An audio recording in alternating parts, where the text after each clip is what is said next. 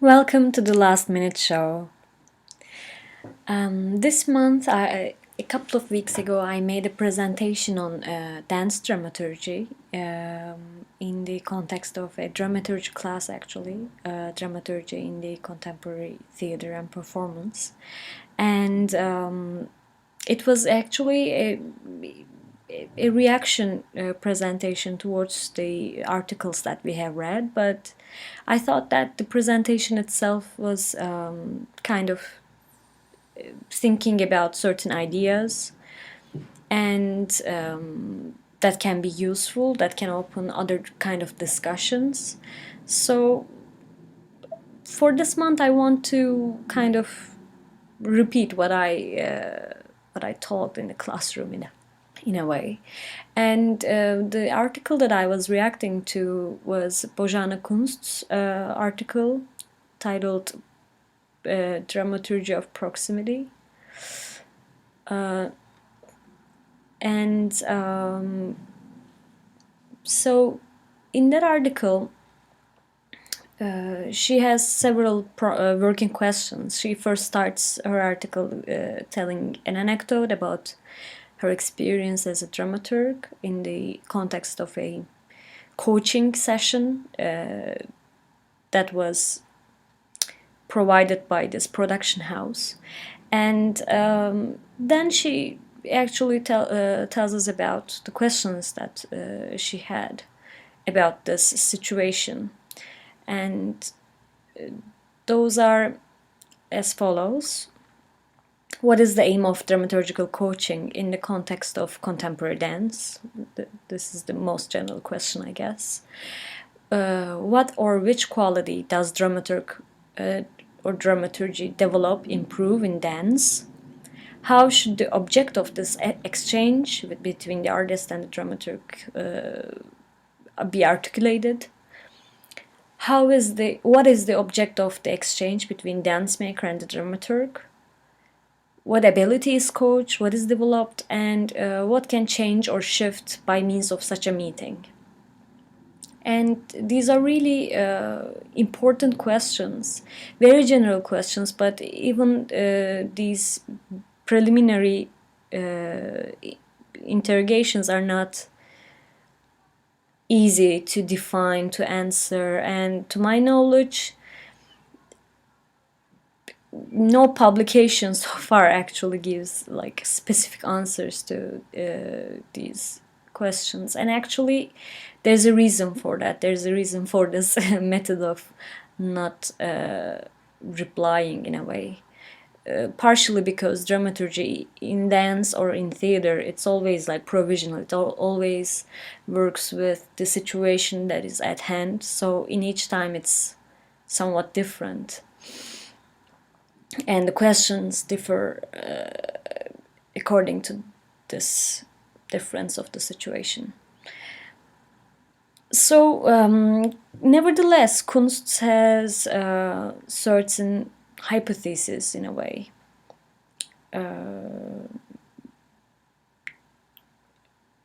That would kind of provide an answer to her questions.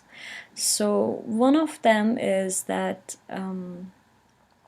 cultural and economical contexts have influenced the emergence of dramaturgy in contemporary dance over the last 2 decades especially, initiated by the question, what is dance? And by the desire to redefine the practice of dance through self-reflective productions, due to the openness of dramaturgical practice oscillating between reflection and creativity, detail and overview.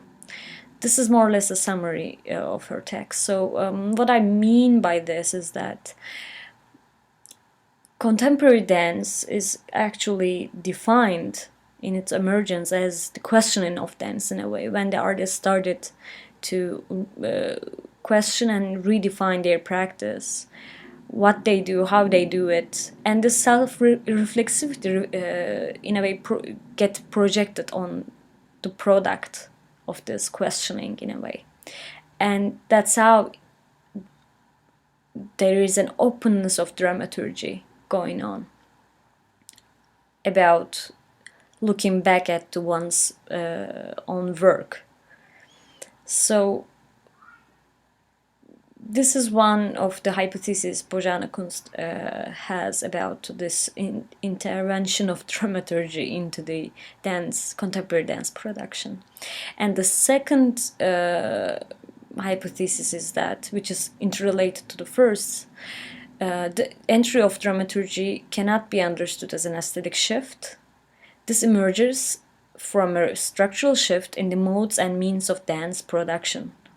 The post-Fordist era affects the cultural realm in which dance is a part of, and collision of poiesis with praxis indicates the linguistic, cognitive production, merging with embodied production, as well as the adoption of process as product. So this hypothesis is more about the affective labor of dance in a way, or maybe not necessarily affective labor, but dances being influenced by this general cognitive capacity that Paulo Virno actually talks about in his The Grammar of Multitude. And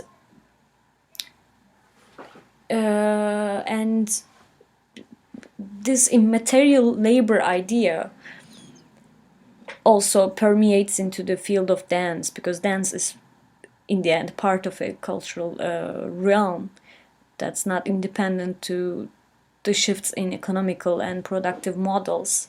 And in a way, the changes in the modes of dance production allows, or even sometimes requires, the entry of dramaturgical thinking in dance. So up to here, it's actually not that obvious. It's not that like cause and result relationship. There's a shift going on in the cultural realm, and it's also in the contemporary dance. And this shift is paralleled by dramaturgical thinking, or dramaturg as a participant coming into the frame in a way. And this communication between dramaturgy and dance, or coexistence in a way, brings significant consequences in the definition of dramaturgy at large, she argues, and I would also agree with that idea. So the entry of dramaturgy in contemporary dance also affects the previous understandings of dramaturgy as a position of objective observation, a position of knowing, and redefines it by adding the corporeality of the dramaturg as the practice of proximity, which is, again, I'm not quoting her, but this is a summary of her text in a way, at least like the way I understand her writing. And certainly I agree with that, and this is in a way key to her general idea about this proximity and dramaturgy. And André Lepecki also states something similar in a conference about, or roundtable about dance and dramaturgy ages ago. I can't quite remember my source right now, but I'm sure I read it at sarma.be, so it's worth checking out, or I should have actually provided the source in exact terms. But nevertheless, it's good to know that André Lepecki, who also works as a dramaturg with choreographers, states something along these lines, namely, dramaturgy, or the dramaturg as the person, needs to move from this position of knowing, of looking, of at times criticizing, or at least like giving this cerebral input or cognitive input, and to realizing that his or her body is also implied in this production process, which is quite corporeal, quite embodied. And I guess something similar can also be found in Marianne van Kerkhoven's writings too. But I'm not 100% sure. Although like she has been certainly supporting this rather physical proximity of the dramaturg with the work and the works coming into being. So another consequence of this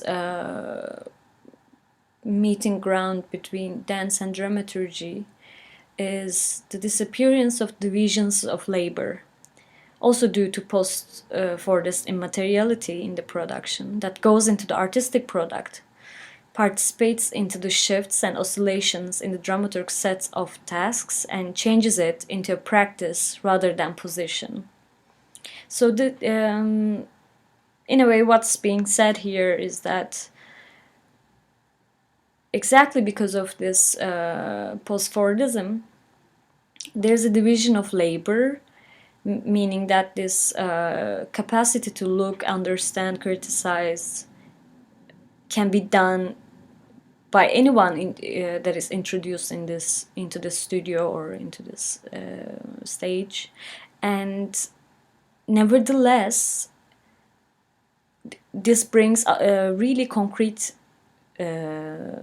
tasks to be accomplished by the dramaturg. Actually, it proliferates its set of tasks. And another consequence is, at the same time, is that the position of dramaturg is more about the tasks rather than it's being an entitlement. So it's more about the practice, the process, what's being done, what's being accomplished. And so you don't have someone who has this badge, in a way, writing, oh, I'm the house dramaturg or what have you. And this is not specific to dance, certainly. This can be generalized for other realms of performing arts, namely theater. So another consequence of this meeting, it can be stated as follows. This flexibility of the dramaturgy, does not mean that dramaturg's participation is elusive. It is quite concrete in the sense that dramaturg deals with the mediation of the work in the production bodies, institutions, and public. And here I'm quoting from page 86. The dramaturg often becomes a facilitator of the contemporary exchange of concepts, senses, attention, and perception, end quote. So just like a follow-up to what I just said, the disappearance of divisions of labor in the production, and this division of labor, I guess, between artist, the dancer, the producer, stage manager, so on and so forth. This disappearance of divisions of labor actually proliferates what dramaturg gets to do, in a way, like increases the responsibility, because then the dramaturg or the person that's responsible for this large category gets to deal with a lot of different aspects of the work and a lot of different demands that surround the work and its mediation, such as like writing the publicity texts might be an example for this, alongside being in-house critic, for example, or dealing with the artistic productor, or creating a critical environment for the audience's participation in the afterwards, like audiences expressing themselves in a way. And dramaturg in that position can be a conduit for this discussion taking place. But Kunst says that adds actually to this set of tasks that dramaturg tasks towards the audience cultivation can no longer be valid, as the audience is a contingent, fragmentary, and immeasurable multitude. So you cannot actually assume a singular audience and work on that assumption and arrive at certain conclusions or certain interjections in the presentation of the work. And also, Kunst asserts that due to the hegemony of immaterial labor and knowledge models, the difference between the categories of philosophy, theory, discourse, literary, theatrical, dramatic, institution, ideology, and public aspects of dramaturgy, which used to address different layers of dramaturgical work, is blurred. So this difference between these three categories, in a way, is done with right now due to the hegemonic aspect of immaterial production and knowledge models. And what does this mean, actually? This means that they're not excluded from the work, they're not excluded from the labor of the dramaturg, but rather you can't actually differentiate them in a way, because the idea of immaterial labor, the larger theory from, I guess, Maurice Lazarato, at least he made it in a very well-framed articulation. This idea deals with like our general capacities to understand, to respond, speak, especially speak, to express, to be quote-unquote creative. All of these things actually has become the main source of labor. So we use this larger general capacity, faculties that everyone actually partakes in, and we come up with immaterial products, and this is the hegemonic form of production. And this idea actually found very much echoing in the art world and also in the performance world, I guess, although people are criticizing it very rightfully. But here, in our specific case, what Kunst tries to say is that you don't have actually different categories of dramaturgical work. They all, in a way, come together. And that's why you can also have this kind of dramaturgy in dance, because dance is no different than theater in the mode of production, at least, then that allows, that accommodates a dramaturgical aspect to itself. So again, she adds that notions of objectivity and externality seem anachronistic in this case. So you don't have actually a dramaturg that stands aside or a bit far away, distant from the work, and making very objective, very reliable, in the sense of objectivity at least, observations. I'm saying this, but I'm not actually like very comfortable with explaining her text, because this is a rather short text, very dense text, and I'm sure there are many other directions of meaning into it. But right now I'm trying to interpret it a bit because it's not that obvious all the time. It's not that open in a way. Or maybe partially the obscurity of the situation is because that we don't have specific examples that would explain it better. But nevertheless, I'm kind of taking this leap to making some critical questions about the Kunst's project, about formulating a dramaturgy of proximity as the dramaturgy and dance's meeting ground. So I might be wrong, obviously, but it's just like leap into thinking further, maybe. So my first question is that, or rather observation in this case, is that the essay refrains from defining the contemporary dance. It defines it as dances asking questions about itself, but this actually, for me, refers to one form of contemporary dance. And actually, like, a lack of definition is understandable, because we do have a heterogeneity of works under this rubric.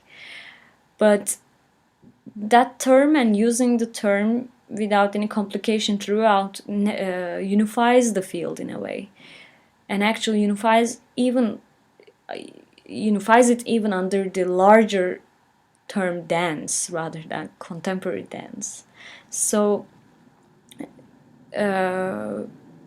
within contemporary dance, we have different styles, different tendencies that approach dramaturgy in really different ways. And alongside that, I actually think that even very classical, non-contemporary dance forms also have very strong relationships with dramaturgy. Ballet can be very dramaturgical, and it actually usually is. Or modern dance too, even maybe more dramaturgical in the classical sense of the word, maybe classical sense of dramaturgy that we pull from theater. So another question or insecurity about the article is that positing this open material shifting models for dance dramaturgy relationship washes out different instances of this meeting ground and asserts an ambiguity. It's hard to explain it in concrete terms, and cancels out the possible ways to discuss the inner workings of these processual confrontations, because dramaturgy is really both theoretical and practical, and it's about what's getting done, what's being asked. You don't need to find a final answer, ground, whatever, but there is a certain very physical action being done. So this assertion of openness to dance dramaturgy relationship actually leaves Kunst working questions unanswered, even provisionally or preliminarily. So what was those questions? What were those questions? For one, what is the aim of dramaturgical coaching? We don't have any specific answer to that, or even possible answers. What or which quality does dramaturgy develop or improve in dance? We don't necessarily have an answer to this either. How should the object of this exchange be articulated, or what is this object of exchange? It's not quite answered either. Probably deliberately. Probably this not answering is part of this openness and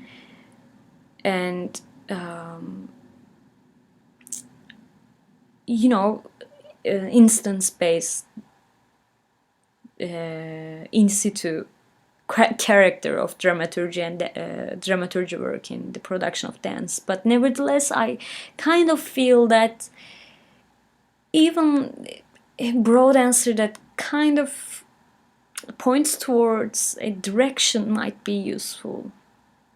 I'm not sure. I'm not even sure about my criticism here. On the other hand, Kunst's approach to the question of audience is very respecting the global and multicultural nature of audiences of today. But I think there's a fact that her hypothesis sample is taken mainly from the European scenes of dance and contemporary dance, and West Europe mostly. West and East Europe, but nevertheless, very familiar with this contemporary dance scene for a very long time.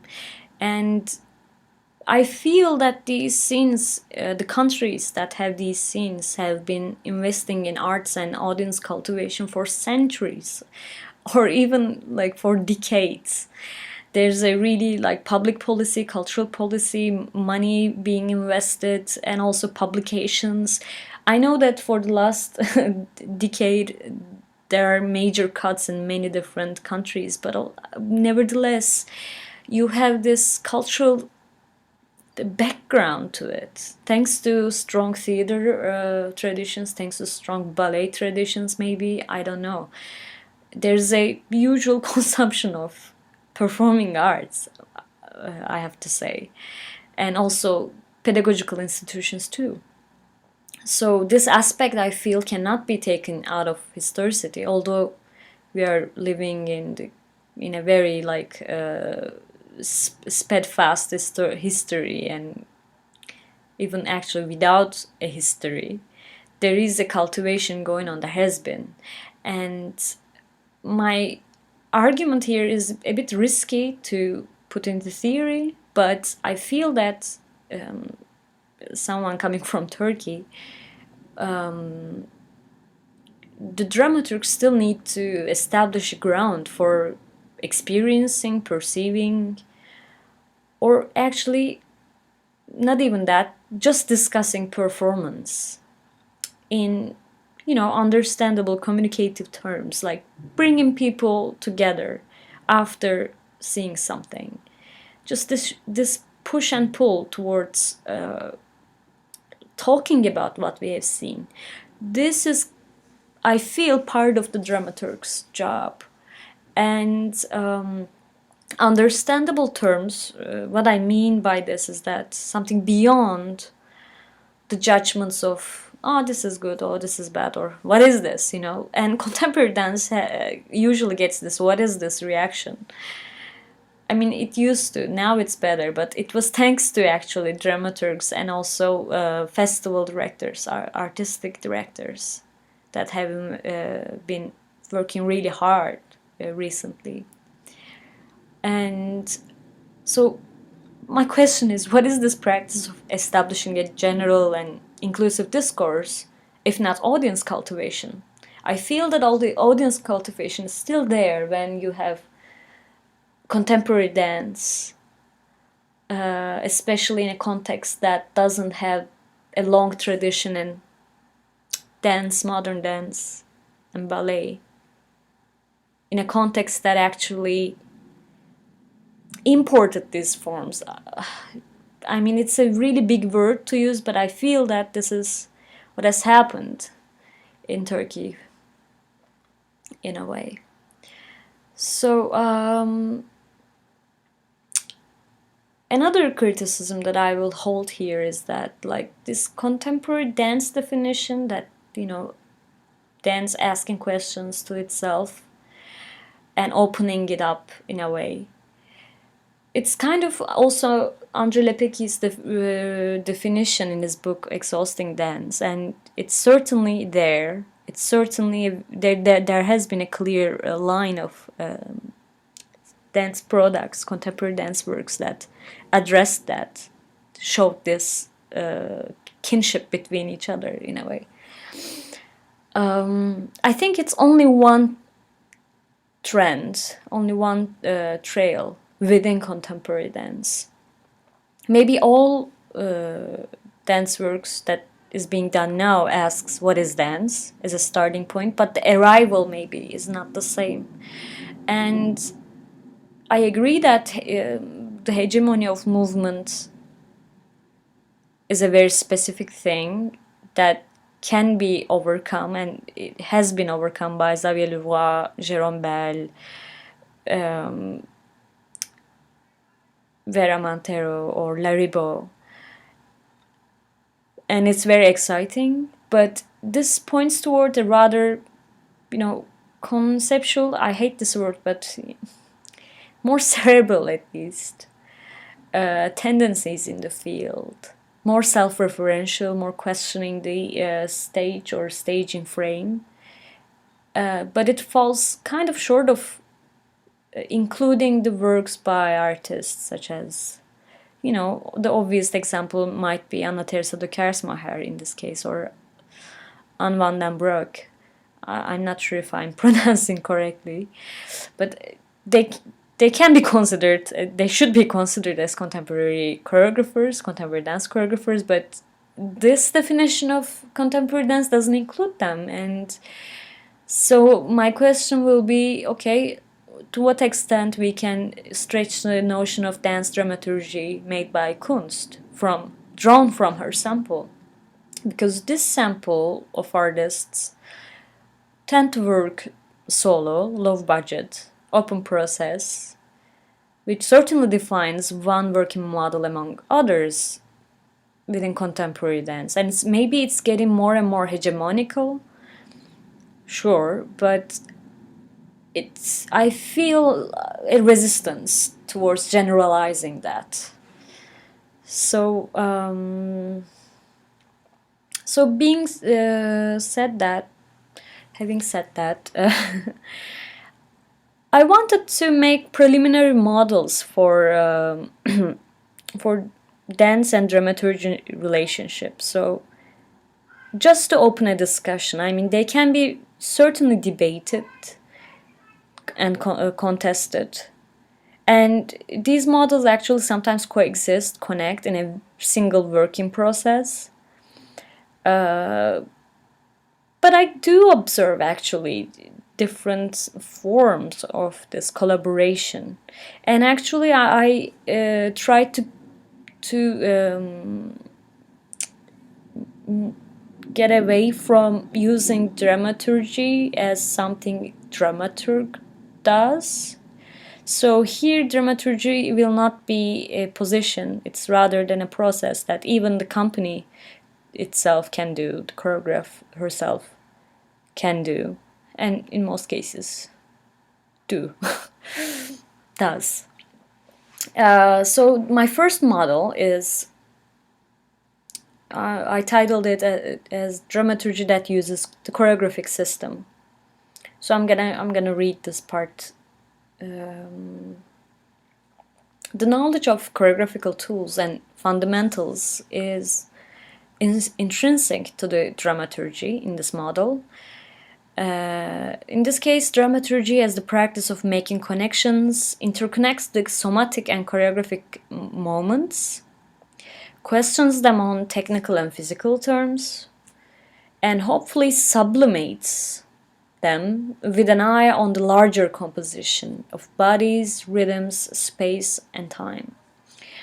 Techne becomes highly important, preferably connecting to other technes from other disciplines, such as architecture, painting, and music, and so on.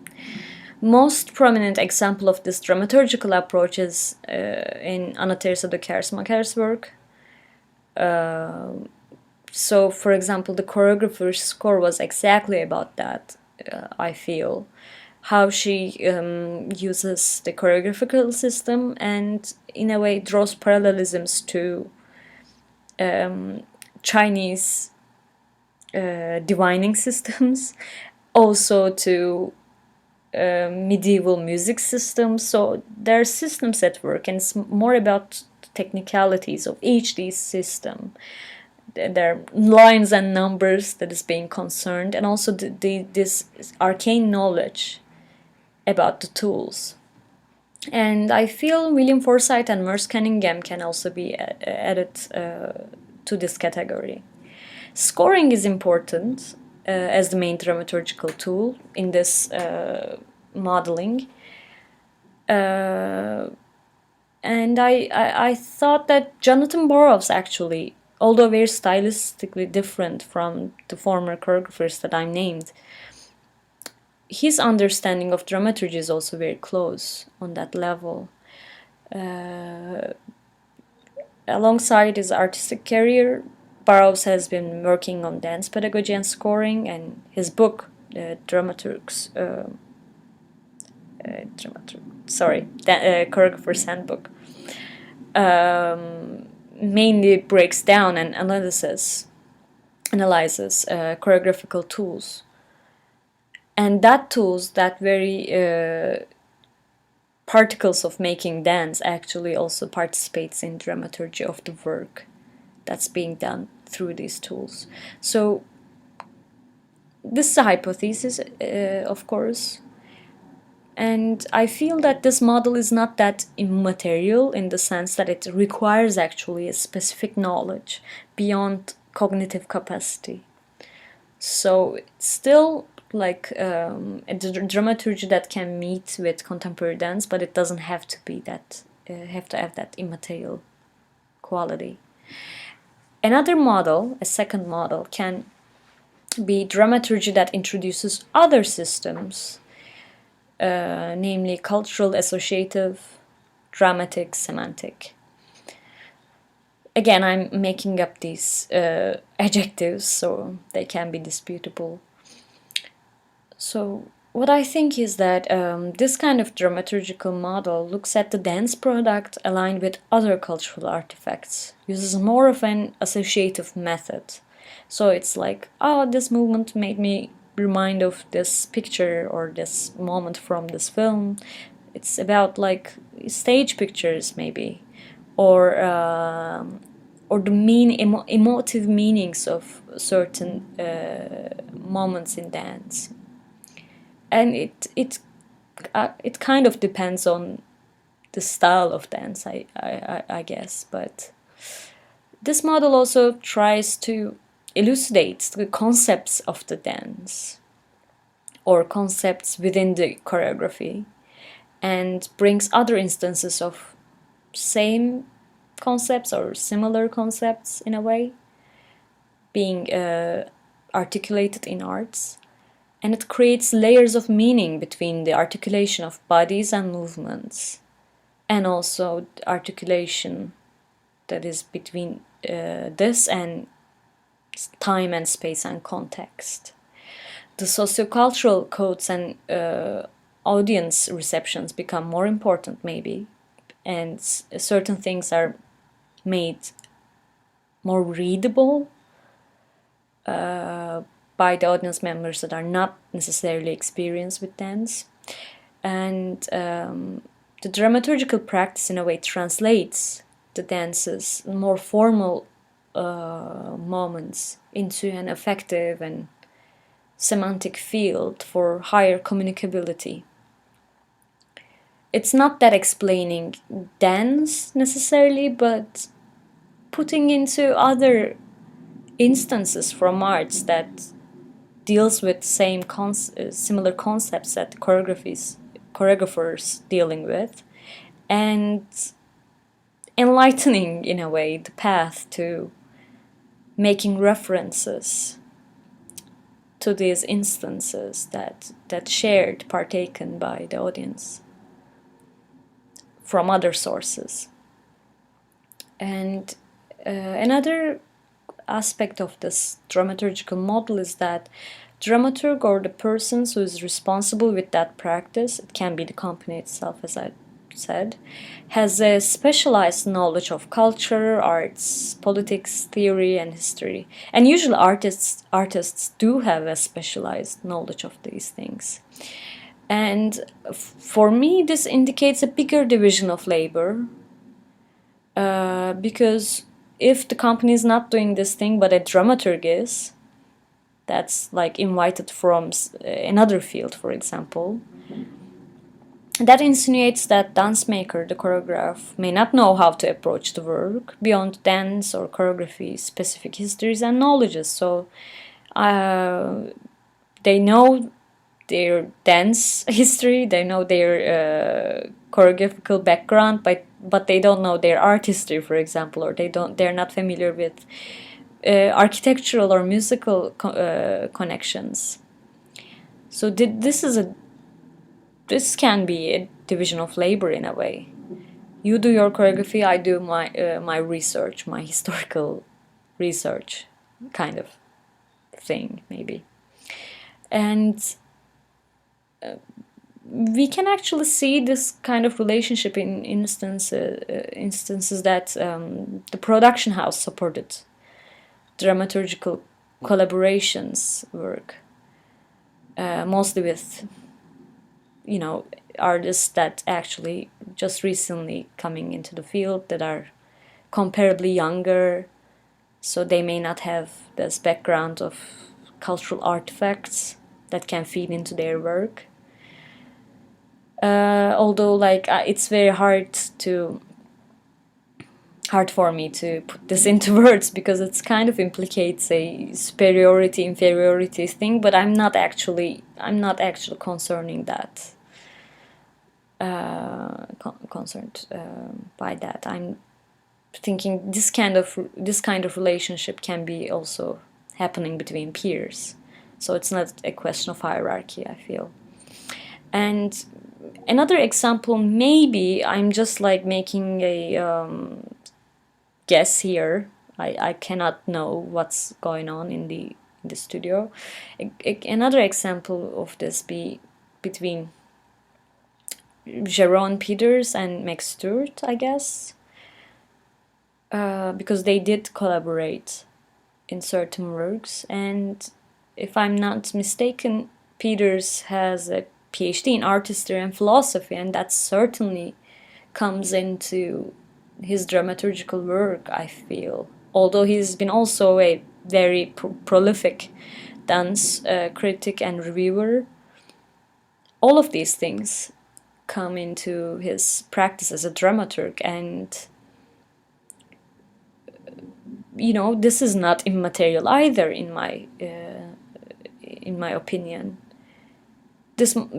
Nevertheless, this model can be really flexible. Anyone can do something along these lines, but this is not generalized in the immaterial labor sense, in Virno's sense,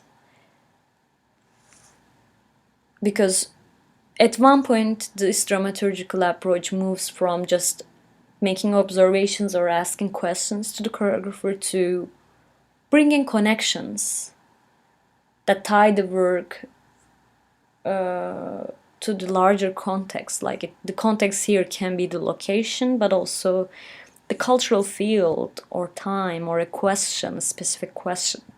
I'm sorry.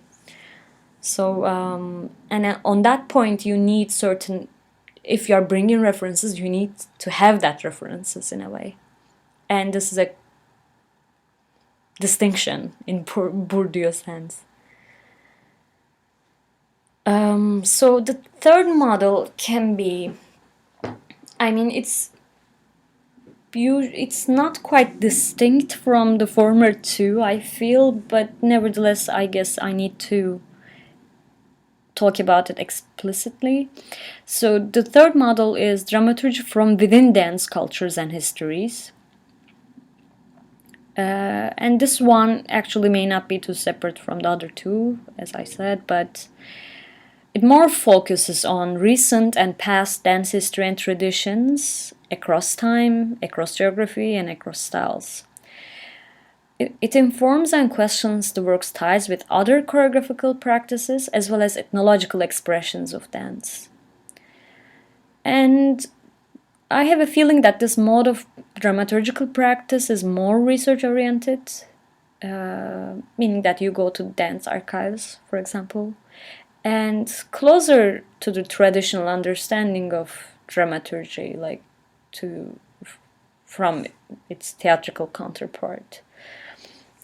And how this actually works can be, I feel, understood by looking at all these revisits to Judson Church, Buto on Tanztheater, that has been really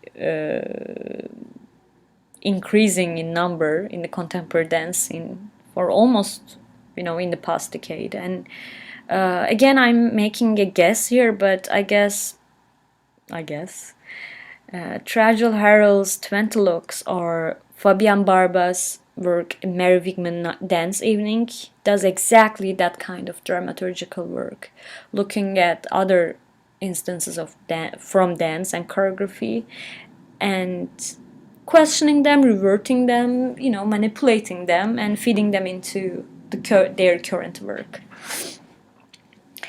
And Nevertheless, this kind of dramaturgical model may not only be used for revival purposes, but can accumulate the dance history in a useful way, and it can also mark certain choreographical moments as conscious choices in dialogue with the works that's happening at the same time or the works that has happened before.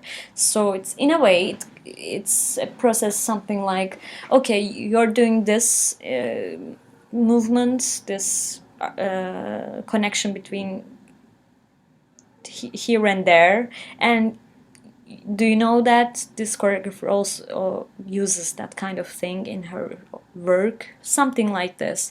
Or a staging idea, or a stage picture, or a kinetic moment. You, as a dramaturg, or as a person that's responsible of this thing, you, in a way, start a discussion by showing the roots of this moment.